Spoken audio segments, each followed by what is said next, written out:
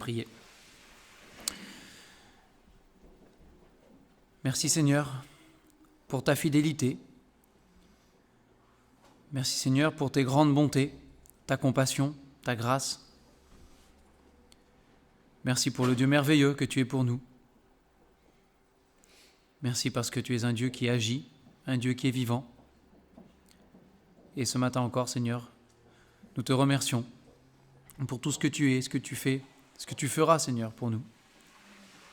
Merci pour ce moment que nous pouvons avoir encore en commun pour te louer, pour t'adorer, te rendre un culte agréable à travers Jésus-Christ, Père. Lui qui, c'est vrai, est mort pour nos péchés, nous a rachetés, notre Sauveur. Ce matin, Seigneur, nous prions que pour chacun, tu sois le Sauveur. Nous prions pour les enfants qui sont sortis et que pour chacun de ces jeunes cœurs, Seigneur, tu sois le Sauveur. Qu'ils te reconnaissent, qu'ils t'acceptent, qu'ils te donnent leur vie déjà. Et pour chacun d'entre nous ici, Seigneur, nous prions aussi que tu sois le Sauveur. Nous te bénissons parce que ta parole, elle est vivante, Seigneur, et elle est efficace. Et ce matin encore, nous voulons qu'elle travaille nos cœurs, selon ta promesse, selon ta volonté. Merci, Seigneur, parce que nous savons que tu es fidèle pour agir. Au nom du Seigneur Jésus. Amen. Ce matin, on va aller dans l'Évangile selon Marc. Évangile selon Marc au chapitre 9.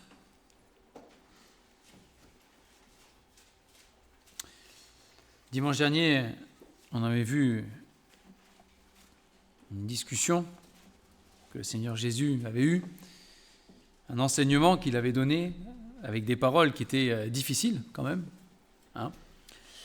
Et de nouveau, on va regarder en Marc 9 des paroles qui ne sont pas évidentes, qui paraissent, ou qui sont, parce que ce n'est pas juste qu'elles paraissent, mais qui sont dures, comme c'est parfois le cas avec le Seigneur Jésus aussi. Donc on va lire Marc chapitre 9, on va lire à partir du verset 42 jusqu'à la fin. Marc 9, 42. Mais si quelqu'un scandalisait un de ces petits qui croient, il vaudrait mieux pour lui qu'on lui mette au cou une grosse meule de moulin et qu'on le jette dans la mer. Si ta main est pour toi une occasion de chute, coupe-la. Mieux vaut pour toi entrer manchot dans la vie que d'avoir les deux mains et d'aller dans la géhenne, dans le feu qui ne s'éteint point. Si ton pied est pour toi une occasion de chute, coupe-le. Mieux vaut pour toi entrer boiteux dans la vie que d'avoir les deux pieds et d'être jeté dans la géhenne, dans le feu qui ne s'éteint point. Et si ton œil est pour toi une occasion de chute, arrache-le. Mieux vaut pour toi entrer dans le royaume de Dieu n'ayant qu'un œil que d'avoir deux yeux et d'être jeté dans la géhenne, où leur ver ne meurt point et où le feu ne s'éteint point. Car tout homme sera salé de feu. Le sel est une bonne chose, mais si le sel devient sans saveur, avec quoi l'assaisonnerez-vous ? Ayez du sel en vous-même et soyez en paix les uns avec les autres. Encore une fois, voilà, c'est le Seigneur Jésus. Et il n'a pas toujours eu des paroles qui étaient dans le sens de ce qu'on voulait. Il n'a pas... Voilà, c'est pas juste Dieu est amour et puis c'est le monde, oui, les petits oiseaux et tout ça. Non, c'est la réalité de Dieu. Nous l'avions vu dimanche dernier, mais notre Dieu est un Dieu parfait. Un Dieu absolu, un Dieu entièrement saint, chez qui il n'y a pas de compromis, chez qui il n'y a pas de changement. C'est pas une fois oui, une fois non, c'est pas à peu près, c'est pas peut-être. Chez le Seigneur, c'est oui ou non. Et c'est tout. Il n'y a pas de milieu, il n'y a pas d'entre-deux. C'est un Dieu d'absolu. Et c'est le Dieu que nous révèle la parole de Dieu. Et quand le Seigneur Jésus est venu sur la terre, il a dit qu'il est venu, il dit lui-même, il est venu révéler le Père. Le Père, même si c'est un Père, et donc il y a le côté paternel, le côté affectueux, le côté filial aussi dans la relation, néanmoins, c'est le Dieu tout-puissant. Et nous ne devons pas l'oublier. C'est le Dieu entier, le Dieu de l'absolu. Nous avions vu dimanche dernier que voilà, se donner à Jésus, c'est se donner entièrement. Sans rien garder, c'est entièrement. Et là, le Seigneur aborde un autre sujet, même si tout est lié dans la parole de Dieu. Il va nous parler du péché. Et le rapport que Dieu a avec le péché, ou la manière dont Dieu voit le péché, n'est pas la même que nous. Le Seigneur dit, mes pensées ne sont pas vos pensées, mes voix ne sont pas vos voix. Et le Seigneur veut nous faire comprendre, et là, pour ceux qui l'écoutaient, et pour nous encore aujourd'hui qui avons ces paroles qui résonnent, elles sont dures. Et le Seigneur, il dit carrément que, et il le dit parce qu'il le pense. Vous savez, c'est Dieu. Alors c'est vrai que des fois le Seigneur parle en parabole, en images, etc. Mais la leçon qui est derrière et la manière dont il dit les choses, c'est parce qu'il le pense vraiment. C'est pas des paroles en l'air, c'est le Seigneur. Il parle pour de vrai. Et quand il dit ici que si ta main est une occasion de chute, par exemple, coupe-la, parce qu'il vaut mieux rentrer manchot dans la vie éternelle que de perdre son âme et d'aller dans la géhenne, c'est pas juste une métaphore. C'est parce que le Seigneur le pense. Il le pense par rapport à la gravité du péché. Le péché est d'une gravité pour Dieu que nous n'imaginons pas.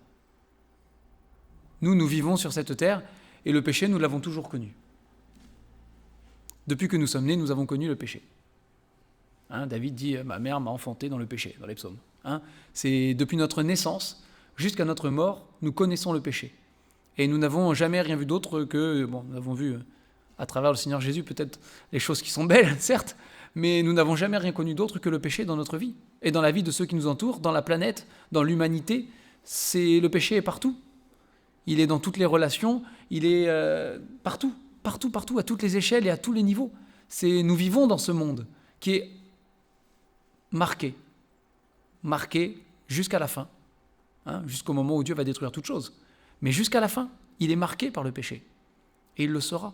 Et notre vie, même si nous nous débattons pour vivre dans la sainteté, n'est-ce pas, par la grâce de Dieu, et que nous avons les victoires par le Seigneur Jésus, notre vie est marquée par le péché. Inévitablement. C'est comme cela. C'est comme cela. Et le péché est grave. Ce n'est pas une petite chose. Nous vivons dans un monde, et ça a plus ou moins toujours été, même si des choses s'accentuent avec le temps, mais nous vivons dans un monde où le péché, ce n'est rien. C'est même banal et c'est même bien des fois. On peut mentir pour la bonne cause, on tolère plein de choses. Ce monde, même non seulement tolère, mais pousse au péché. Nous sommes encouragés à pécher, nous sommes encouragés à marcher et à vivre d'une manière qui n'est pas selon Dieu et qui ne lui plaît pas. C'est le sens dans lequel nous sommes tous poussés, que nous le voulions ou non, par notre monde. C'est une certitude.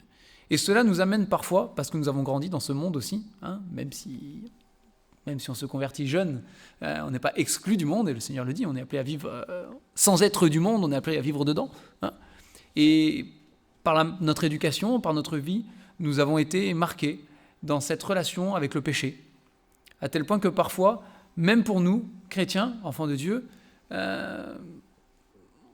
certains péchés, alors surtout ceux qui sont dans notre vie, parce que ceux qui sont dans la vie des autres, on a tendance à le juger bien sévèrement, ça c'est sûr.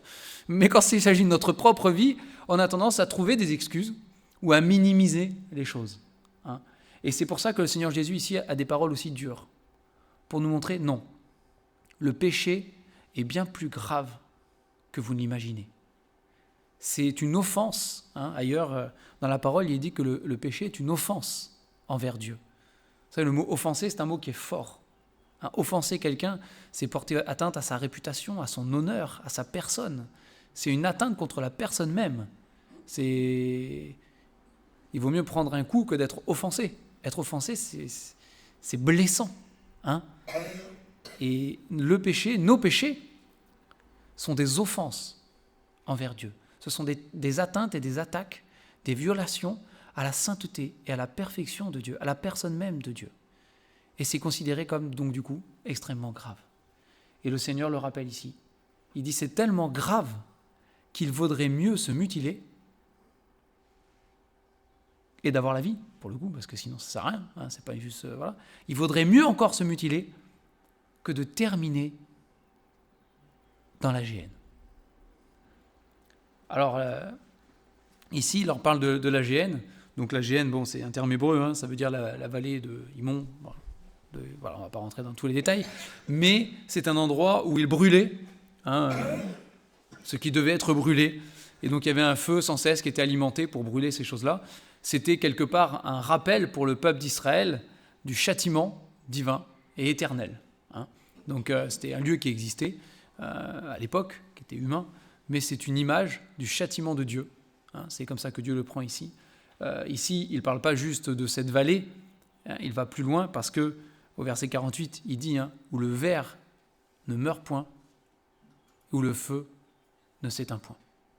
Donc clairement, là, le Seigneur Jésus lui-même hein, parle de l'enfer, ce que nous on appelle l'enfer dans notre vocabulaire, que la Bible décrit comme étant l'étang de feu, d'ailleurs l'étang de feu et de soufre. Hein. Donc ce lieu qui n'est pas sur notre terre, hein, qui est en dehors de notre terre, qui est en dehors de notre temps et de notre espace, parce que même quand l'espace entier sera roulé hein, et l'univers entier sera détruit, ce lieu existera toujours. Donc il ne fait pas partie de notre univers, mais la Bible nous dit que c'est un lieu qui est bien réel pour autant. C'est un lieu qui existe. La Bible le dit. Ce n'est pas une invention des hommes hein, ou des religieux pour faire peur à l'homme. Ce n'est pas vrai. Ce n'est pas une invention. C'est la réalité. Et le Seigneur Jésus lui-même en parle ici. Il parle de ce lieu où il y a un feu qui ne s'éteindra jamais. C'est un feu qui est éternel. Il n'a pas de fin. C'est non seulement un lieu où le feu ne s'éteint point, mais où le ver ne meurt pas. On ne sort pas de là. On ne meurt pas. On est dans ce feu, et dans ce feu pour l'éternité. Et c'est quelque chose que, bien évidemment, on préférerait que ce soit faux. On préférerait que ce lieu n'existe pas. Hein, on ne va pas se le cacher. On préférerait que ce soit une invention, ou que ce soit faux, mais c'est la réalité parce que c'est la parole de Dieu. Et le Seigneur Jésus lui-même ici le dit. C'est un lieu qui existe. Il est réel. Et c'est un lieu éternel. La parole de Dieu nous dit, ailleurs, on ne va pas prendre tous les passages, hein, mais la parole de Dieu nous dit ailleurs que ce lieu a été créé pour Satan et les démons. Mais que tous ceux dont les péchés ne seront pas pardonnés par le Fils de Dieu, tous ceux qui n'auront pas placé leur confiance en Jésus-Christ pour être sauvés, et qui sont donc sous l'emprise du diable et sous la condamnation du péché, rejoindront Satan et les démons dans ce lieu-là pour l'éternité. Ce sera la condamnation éternelle à cause de leur péché. Parce que la Bible est claire, et le Seigneur là nous montre l'importance du péché.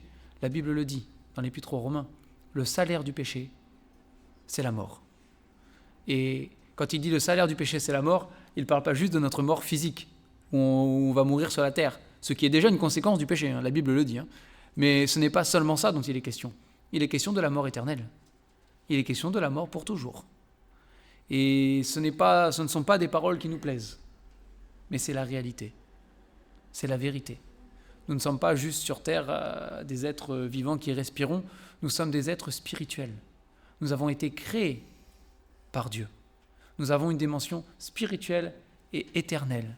Et nous avons un devoir, si on peut le dire comme cela, hein, de vivre spirituellement dans la sainteté, parce que notre Dieu, créateur, est saint. Et parce que nous ne le sommes pas, nous devons être condamnés et jugés pour l'éternité. La bonne nouvelle, nous le rappelons et on ne cessera jamais de la rappeler, la bonne nouvelle, c'est que le Seigneur Jésus nous a tellement aimés, Dieu nous a tellement aimés, qu'en Jésus-Christ, il a pris la condamnation que nous méritions. Il a été jugé pour tous nos péchés, pour que nous puissions échapper à cet enfer éternel et que nous puissions, au contraire, vivre pour l'éternité. Et donc, quelque part, aujourd'hui, de manière littérale, nous n'avons plus besoin de nous couper une main ou un pied ou de nous arracher un œil pour accéder à la vie éternelle, parce que nous avons le pardon en Jésus-Christ. Lui, il a livré ses mains, il a livré ses pieds au clou. Hein. C'était le sacrifice. Il a subi cela. Alors, c'était pas tranché, mais c'était cloué. Ça a été transpercé. C'est ce qui s'est passé. Pour que nous puissions avoir la vie éternelle et le pardon de nos péchés. Nous pouvons aujourd'hui nous approcher de Dieu et demander pardon pour être sauvés. C'est la bonne nouvelle en Jésus-Christ. C'est la nouvelle merveilleuse de la grâce et du pardon de Dieu. Mais pour autant, Pour autant, nous ne devons pas minimiser le péché dans notre vie. Le péché est grave, tellement grave que Dieu dit qu'il vaudrait mieux se couper ou s'arracher l'œil plutôt que de pratiquer le péché. Parce que le péché est une abomination. Et ici, dans le contexte, le Seigneur ne donne pas de degré de péché. Il ne dit pas certains péchés sont tellement graves qu'il vaudrait mieux se couper la main. Non, c'est le péché en général. Ce que nous considérons peut-être parfois comme des petits péchés ou des péchés excusables, ou non, devant le Seigneur, ça n'existe pas. Il est mort sur la croix, même pour ce petit péché. Ce que nous appelons ce petit péché, ou ce péché que nous trouvons peut-être passable ou tolérable ou excusable, même pour celui-là, il a fallu les clous. Il a fallu que le sang coule, même pour celui-là. Ce que nous tolérons peut-être. Mais non, pas du tout. Le péché est grave. Le péché est très grave. Et ces paroles sont dures. C'est vrai, c'est arrache-toi l'œil. Il vaut mieux que tu t'arraches l'œil plutôt que tu tombes et que tu chutes. Ouf, c'est dur. Et même le verset 42, je l'ai sauté là, mais même le verset 42, il dit qu'il vaudrait mieux pour une personne qui scandaliserait des petits qui croient en Jésus, il vaudrait mieux encore lui attacher une meule de moulin au cou et le jeter dans la mer. À 100 ans, c'est dur quand même. Il vaudrait mieux qu'il meure comme ça plutôt qu'il ait l'occasion de scandaliser un de ceux qui croient en Jésus. Un de ces petits. Bon, il y a un contexte. Vous lirez. Mais c'est dur. C'est dur. Mais Dieu ne rigole pas avec le péché. Dieu ne joue pas. Le péché n'est pas un jeu. Ce n'est pas un jeu que nous pouvons tolérer une fois, dire non une autre fois, accepter pour une fois et puis refuser une autre fois. Dieu ne joue pas avec le péché. Il ne peut pas, parce qu'il est parfait. On a quelques exemples dans la parole de Dieu, mais nous avons ce pauvre homme qui a voulu retenir l'arche de l'Alliance, quand elle allait tomber, et qui s'est retrouvé mort foudroyé sur place, parce que Dieu avait dit non. Alors il y a plein de choses qui n'allaient pas dans l'histoire, mais peu importe, même si on passe sur tout le reste. Dieu avait dit non, il n'avait pas à la toucher, il ne pouvait pas la toucher. Elle représentait la sainteté de Dieu, et c'était un pécheur. Oui, mais elle allait tomber, il a voulu la retenir. Ça n'a pas d'importance. On ne joue pas avec la sainteté de Dieu. On ne joue pas avec Dieu, en fait. On ne joue pas avec la personne de Dieu. Notre vie, et votre vie, ma vie de tous les jours, ce n'est pas un jeu de cache-cache avec Dieu ou du chat et la souris. C'est pas une fois je suis pris, une fois je suis pas pris. Notre vie n'est pas comme ça. En tout cas, notre vie ne devrait pas ressembler à ça vis-à-vis du péché, dans ma relation avec le péché. Ma vie ne devrait pas ressembler à ça. Si c'est le cas, c'est grave. Une fois ça passe pas. C'est pas comme cela. Parce que ce n'est pas un jeu. Le péché a des conséquences qui sont bien plus terribles que nous pouvons l'envisager ou l'imaginer. On voit avec nos yeux humains et nous avons une vision limitée des choses. Dieu voit avec ses yeux de Dieu, ses yeux divins, avec une vision illimitée et un temps éternel. Et il sait que nos péchés ont des conséquences que nous n'imaginons même pas. Pour nous-mêmes, pour ceux qui nous entourent et pour l'éternité. Dieu le sait. Dieu le voit. Et il y a un exemple que j'aime apprendre dans la Bible, c'est l'exemple d'Acan, donc dans le livre de Josué. C'est l'exemple que je prends souvent parce que je trouve que c'est un exemple qui est fort et qui est marquant. Quand ils ont conquis Jéricho, Dieu avait dit « Vous ne prendrez rien pour vous, tout m'appartient ». C'était un commandement de Dieu. Vous ne touchez à rien. Tout est pour moi. Vous n'avez pas combattu, vous n'avez pas fait d'efforts. Bon, vous avez marché un peu, mais vous n'avez pas fait d'efforts. C'est moi qui ai combattu pour vous. Donc tout m'appartient. Et un homme parmi le peuple, Acan, a transgressé l'ordre. Il a vu des choses qui étaient convoitables, ça se dit, mais il a convoité, et il s'est dit, ouh, personne ne le saura. Et de mèche avec sa famille, ils se sont mis d'accord ensemble pour cacher le vol. Hop, pas vu, pas pris. On peut tolérer. Oh, tout le reste, on ne l'a pas pris, ça ne fera pas la différence. Hein. Sauf que quand ils ont voulu, quelques jours après, attaquer un tout petit village sans défense, pratiquement, par rapport à Jéricho, c'était de la rigolade. Hein. Quand ils ont voulu attaquer ce petit village, ils se sont dit, même pas besoin d'envoyer toute l'armée. Jéricho, les doigts dans le nez. Hein, c'est Dieu qui a fait tout le travail. Il a promis qu'il ferait tout le travail pour nous jusqu'à la fin. Tranquille, on y va. Hein. Et de mémoire, une quarantaine, entre 30 et 40 hommes ont péri, sont morts. Des femmes se sont retrouvées veuves, des enfants se sont retrouvés orphelins.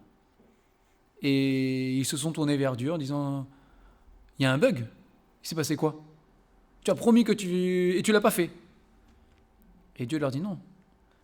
J'ai promis que si vous obéissiez à ma voix, je marcherai devant vous et je chasserai vos ennemis.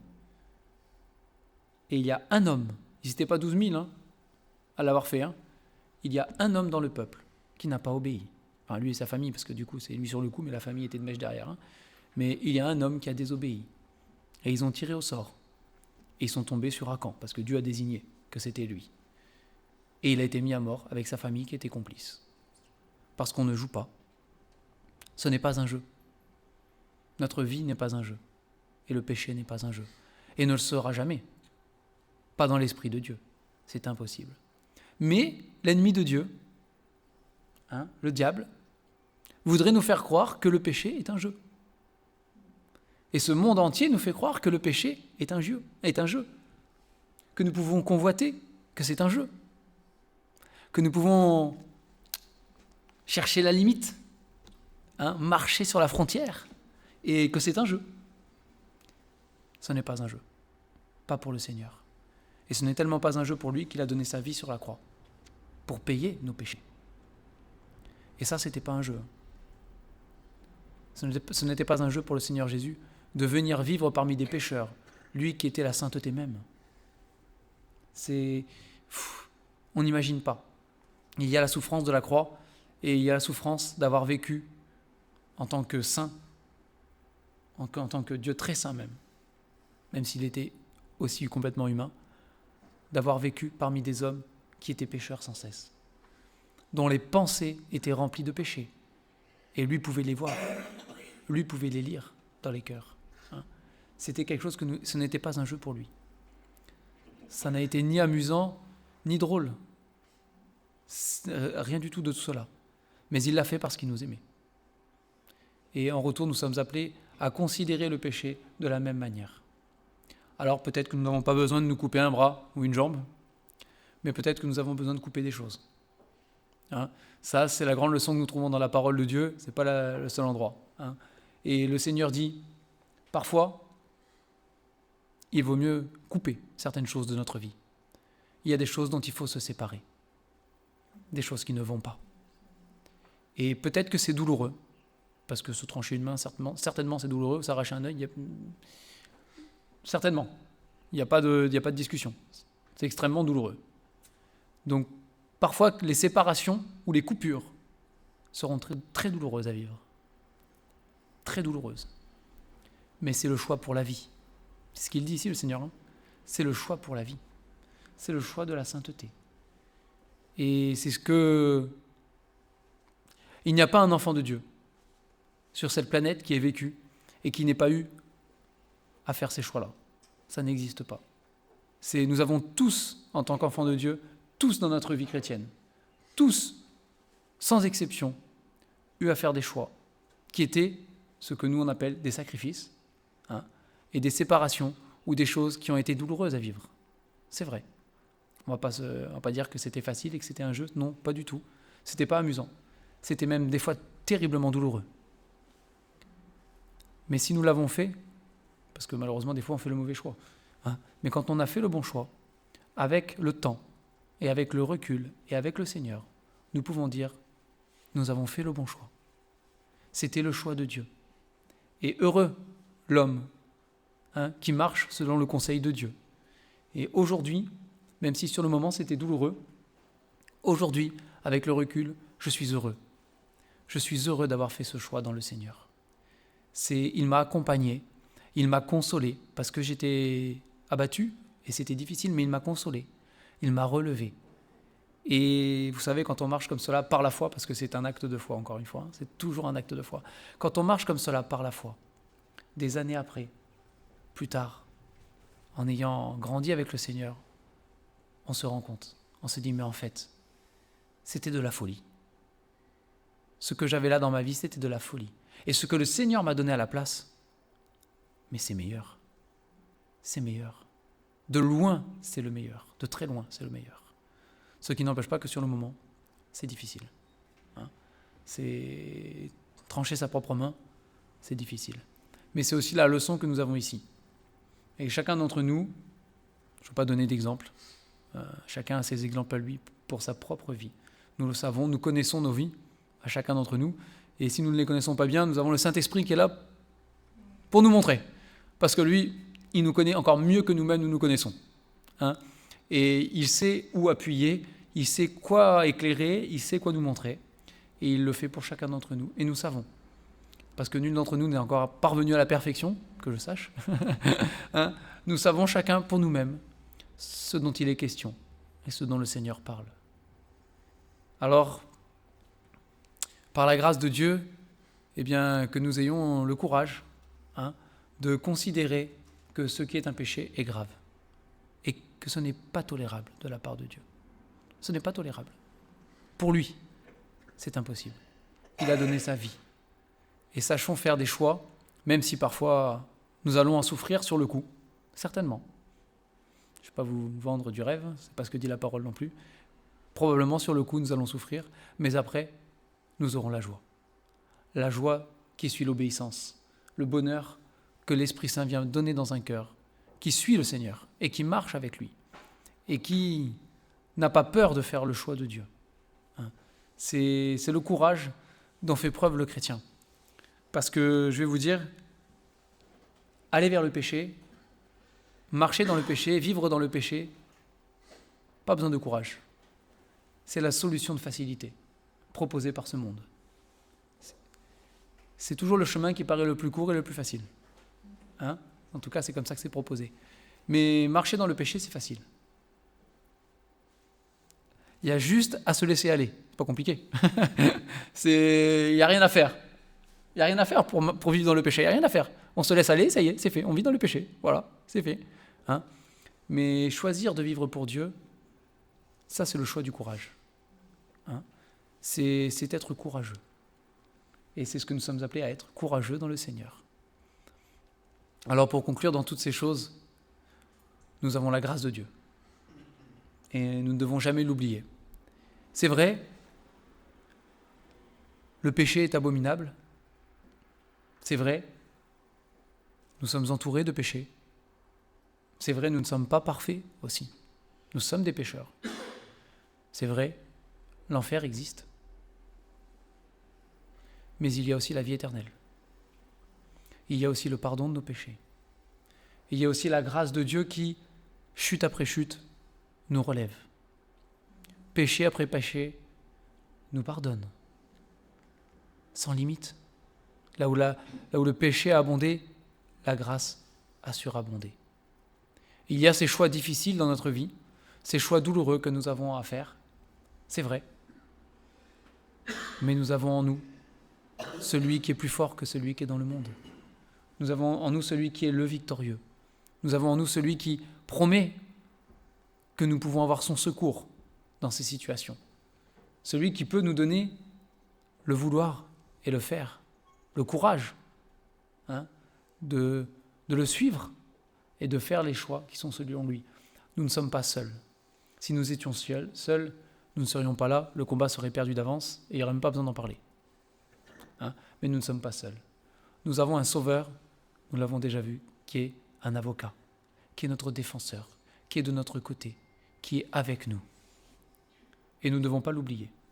Le Seigneur Jésus combat à nos côtés. Dans nos combats personnels, dans les difficultés que nous avons, il est là.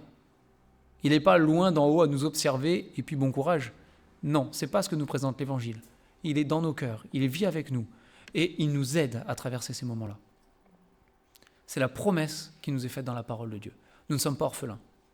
Nous ne sommes pas tout seuls. Nous avons le Seigneur Jésus qui nous aide. Mais ce n'est pas une raison pour tolérer les choses. Hein. Ce n'est pas parce que le Seigneur pardonne, hein, c'est ce que dit l'apôtre Paul. Parce que c'est la grâce, nous vivrions dans le péché? Non. Non, pas du tout.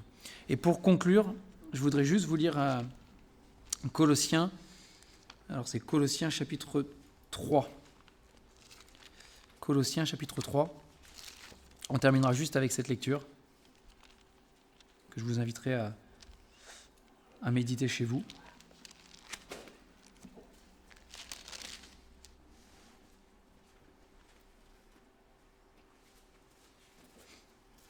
On va lire tout le chapitre 3. Il y aura d'autres choses, mais ce sera pour votre méditation personnelle. Colossiens chapitre 3. Si donc vous êtes ressuscités avec Christ, cherchez les choses d'en haut, où Christ est assis à la droite de Dieu. Attachez-vous aux choses d'en haut et non à celles qui sont sur la terre. Car vous êtes morts et votre vie est cachée avec Christ en Dieu. Quand Christ, votre vie, paraîtra, alors vous paraîtrez aussi avec lui dans la gloire. Faites donc mourir ce qui, dans vos membres, est terrestre, la débauche, l'impureté, les passions, les mauvais désirs et la cupidité qui est une idolâtrie. C'est à cause de ces choses que la colère de Dieu vient sur les fils de la rébellion. C'est ainsi que vous marchiez autrefois lorsque vous viviez dans ces péchés. Mais maintenant, renoncez à toutes ces choses, à la colère, l'animosité, à la méchanceté, à la calomnie, aux paroles équivoques qui pourraient sortir de votre bouche. Ne mentez pas les uns aux autres, vous étant dépouillés du vieil homme et de ses œuvres, et ayant revêtu l'homme nouveau, qui se renouvelle dans la connaissance selon l'image de celui qui l'a créé. Il n'y a ici ni grec, ni juif, ni circoncis, ni incirconcis, ni barbare, ni scythe, ni esclave, ni libre, mais Christ est tout et en tous. Ainsi donc, comme des élus de Dieu, saints et bien-aimés, revêtez-vous de sentiments de compassion, de bonté, d'humilité, de douceur, de patience. Supportez-vous les uns les autres, et si l'un a sujet de se plaindre de l'autre, pardonnez-vous réciproquement. De même que Christ vous a pardonné, pardonnez-vous aussi. Mais par-dessus toutes ces choses, revêtez-vous de l'amour, qui est le lien de la perfection. Et la paix de Christ, à laquelle vous avez été appelés pour former un seul corps, que la paix de Christ, à laquelle vous avez été appelés, pour former un seul corps, règne dans vos cœurs, et soyez reconnaissants. Que la parole de Christ demeure en vous dans toute sa richesse. Instruisez-vous et exhortez-vous les uns les autres en toute sagesse, par des psaumes, des hymnes, par des cantiques spirituels, chantant à Dieu dans vos cœurs en vertu de la grâce.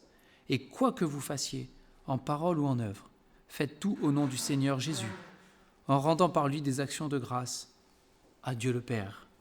Femmes, que chacune soit soumise à son mari comme il convient dans le Seigneur. Mari, que chacun aime sa femme et ne s'aigrisse pas contre elle. Enfants, obéissez en toutes choses à vos parents, car cela est agréable au Seigneur. Père, n'irritez pas vos enfants de peur qu'ils ne se découragent. Serviteurs, obéissez en toutes choses à vos maîtres selon la chair, non pas seulement sous leurs yeux comme pour plaire aux hommes, mais avec simplicité de cœur, dans la crainte du Seigneur.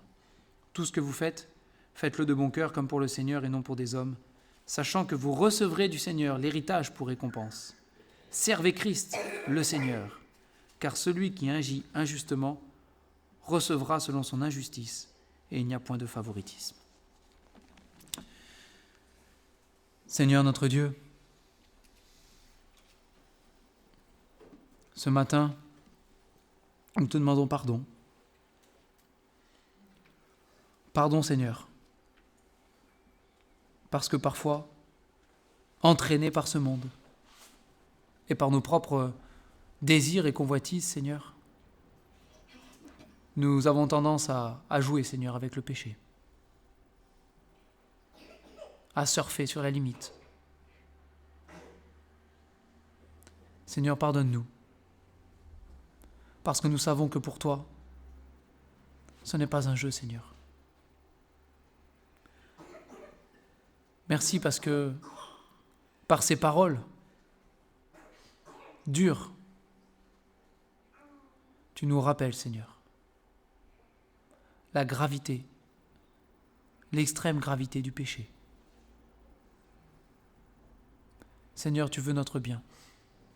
Tu veux pour nous ce qu'il y a de meilleur. Tu veux pour nous la perfection et la sainteté. Seigneur, donne à chacun de nos cœurs le courage de vivre pour toi, le courage de faire le choix de Dieu, le courage de dire non à ce qui est contraire à ta volonté dans nos vies. Seigneur, nous comptons sur toi parce que nous en sommes incapables. Nous sommes trop faibles et trop petits. Mais nous avons pour secours le grand Dieu que tu es, Seigneur. Et nous comptons sur toi. Et nous savons, Seigneur, qu'avec toi, rien n'est impossible. Alors, Seigneur, saisis-nous, chacun d'entre nous personnellement, individuellement, saisis-nous pour marcher dans la sainteté, pour rejeter le péché dans nos vies et pour marcher d'une manière digne de toi, Seigneur. Aide-nous aussi, Seigneur, dans nos pensées. Transforme nos pensées, Seigneur. Aide-nous à penser et à voir comme toi, à avoir le même regard que toi sur ce monde et sur le péché. Seigneur, ce n'est pas naturel pour nous. Mais par l'Esprit qui vit en nous, Seigneur, tu le fais. Et nous te rendons grâce pour la manière dont tu agis dans nos vies, jour après jour. Et de la manière aussi, Seigneur, dont tu utilises ta parole pour nous purifier et nous sanctifier. Te disons merci de tout notre cœur. Au nom du Seigneur Jésus. Amen.